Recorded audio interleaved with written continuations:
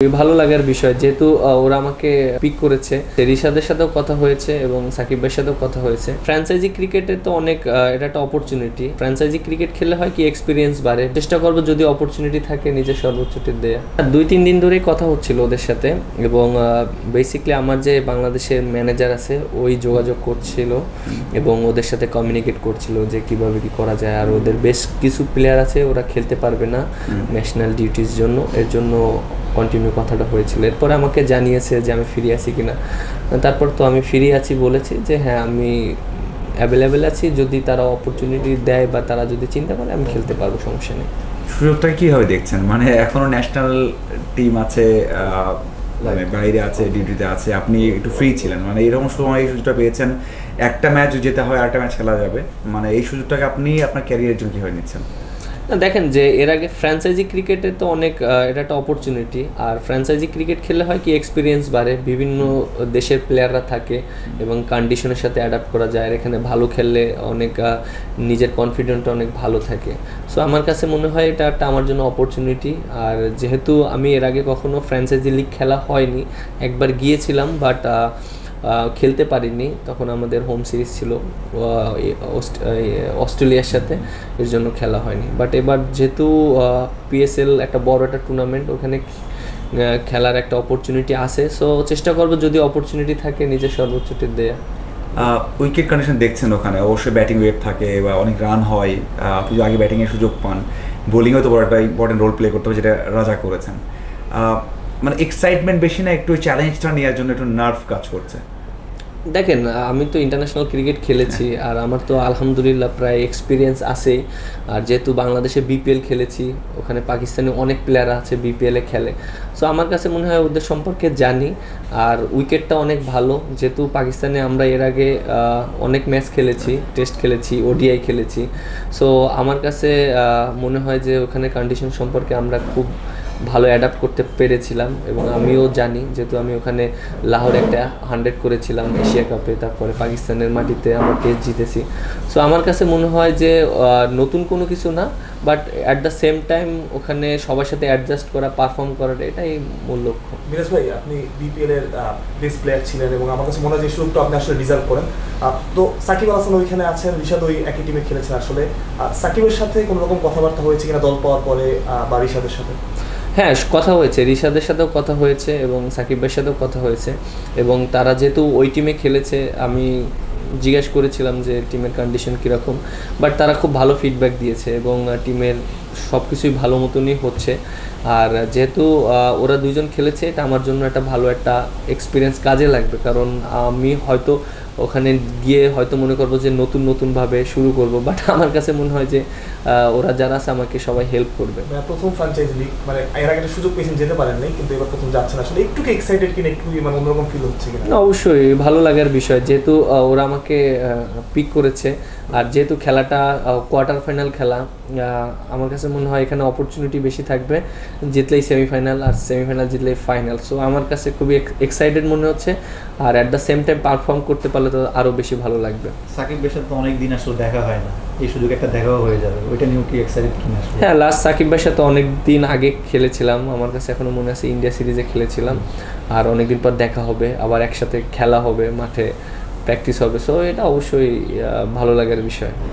মিরাজের টি-20 ক্যারিয়ার নিয়ে অনেক প্রশ্ন হয় যে আসলে এখনও দলে নেই, মানে যে দল এখন ট্যুর করছে, সেই বিষয়টা আপনি কীভাবে দেখেন যে আপনি বিপিএলেও ভালো করার পরেও ন্যাশনাল টিমের সাইডে মানে টি-20 থাকতে পারলেন না বা নেই, এটা কেমন লাগে? এবং আপনি কি টি-20 জন্য মাঝখানে কথা উঠেছিল, একটা নিউজও হয়েছিল যে মিরাজ হয়তো বা টি-20 থেকে সরে যাওয়ার জন্য চিন্তা করছেন, টেস্ট এবং ওয়ানডেতে ফোকাস করার জন্য, মানে টি-20 ক্যারিয়ার মিরাজের, এটা আপনি কীভাবে দেখছেন? দেখেন, আপনি দেখেন যে টি-20 যে আমি অনেক ম্যাচ খেলেছি এরকম কোনো কিছু না, আর ইন্টারন্যাশনাল। আর যেহেতু আমি ওডিআই এবং টেস্ট ক্রিকেটটা বেশি ফোকাস দিচ্ছি, সেই ক্ষেত্রে হয়তো টি-20টা ওইরকম বেশি ফোকাস দিচ্ছি না, কারণ আপনি দেখেন যে 3 ফরম্যাট একই রকম পারফর্ম করা ডিফিকাল্ট, একটা না একটা ফরম্যাটে একটু প্রবলেম হয়। সো আমার কাছে মনে হয় যে আপনার 3 ফরম্যাটই একই সাথে আগাতে হবে এরকম নট নেসেসারি। 2টা ফরম্যাট যদি ভালো যায়, আবার একটা ফরম্যাট যদি মোটামুটি খেলা যায়, এটা আমার কাছে মনে হয়।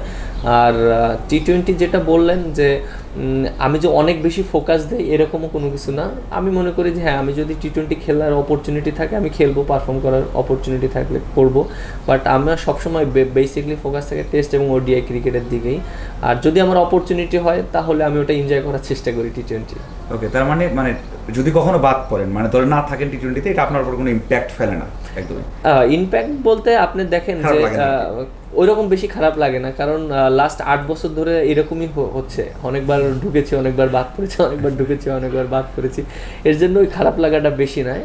বাট তারপরও মাঝে মাঝে মনে হয় যে না, খেলতে পারলে তো ভালোই লাগে, কারণ সবাই তো চায় সব ফরম্যাট খেলার জন্য।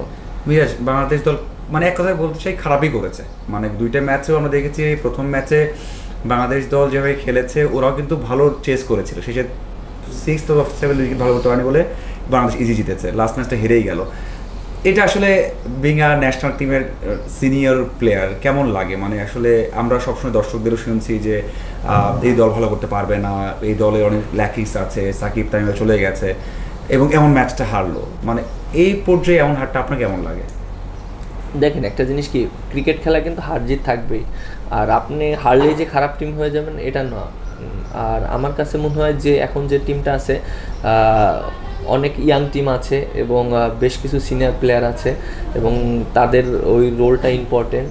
আর আমার কাছে মনে হয় যেহেতু সামনে ওয়ার্ল্ড কাপ, এশিয়া কাপ আছে, এইসব ম্যাচ যদি মনে করেন যে বিভিন্ন প্লেয়ারদেরকে সুযোগ দেওয়া হচ্ছে, তাদেরকে পারফর্ম করানোর জন্য অপরচুনিটি পাচ্ছে। সো আমার কাছে মনে হয় যে এই সিরিজের মাধ্যমে যদি তারা নিজেদের ভুলগুলো যদি ধরতে পারে এবং তারা যদি ঠিকঠাক প্রপার হতে পারে, সো আমাদের হাতে কিন্তু দেখেন যে আমরা যদি সবসময় সিরিজ বেসিস চিন্তা করি, এটা আমাদের জন্য মানে ভুল হবে।